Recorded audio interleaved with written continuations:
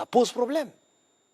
Boire l'eau aussi est un problème pour parler des liquides après les solides. L'eau est-elle un médicament? Mais l'eau aujourd'hui, c'est un médicament. En tant que diététicien, nous, on prescrit l'eau comme un médicament. Pourquoi? Parce qu'aujourd'hui, on ne boit pas de l'eau.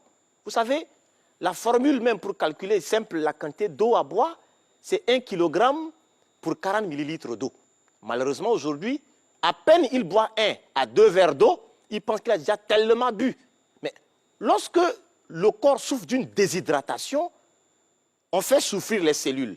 Le corps devient acidifiant et c'est difficile d'épurer le corps des déchets toxiques. Un exemple simple.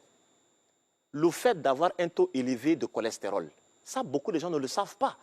Quand je bois peu d'eau et que mon corps souffre de la déshydratation, le corps lui-même induit à la production du cholestérol afin de protéger les cellules de l'eau pour que les cellules ne puissent pas perdre encore davantage d'eau. Donc, si tu souffres de l'hypercholestérolémie et puis tu ne bois pas encore de l'eau, tu te fais doublement mal.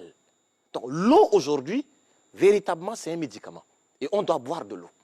Finalement, pour un homme, quelle est la quantité d'eau recommandée par jour?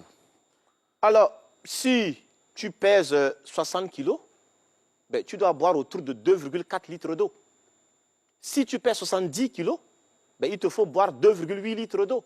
Si tu pèses 100 kg, il te faut boire autour de 4 litres d'eau. Mais le plus souvent, on prend à peine 1 litre d'eau et on vient maintenant compléter avec des infusions bien sucrées ou bien des sodas bien sucrés. Et ça crée un désordre. Comment ça se fait?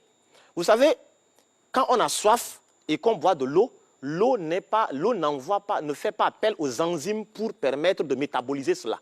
Mais lorsque je prends du sucre avec, je ne sais pas, du thé, du Nescafé, tout ce que vous savez, ben, le corps envoie des enzymes et ça crée des problèmes. Et aujourd'hui, c'est difficile d'arriver à faire la différence entre la sensation de la soif et de la faim.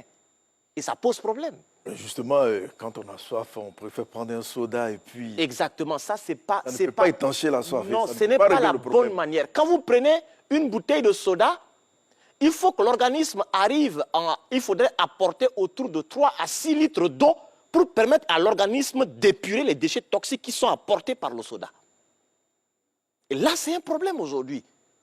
Et à la longue, nous devenons maintenant un déchet métabolique terrible et on devient comme c'est un central nucléaire de déchets toxiques.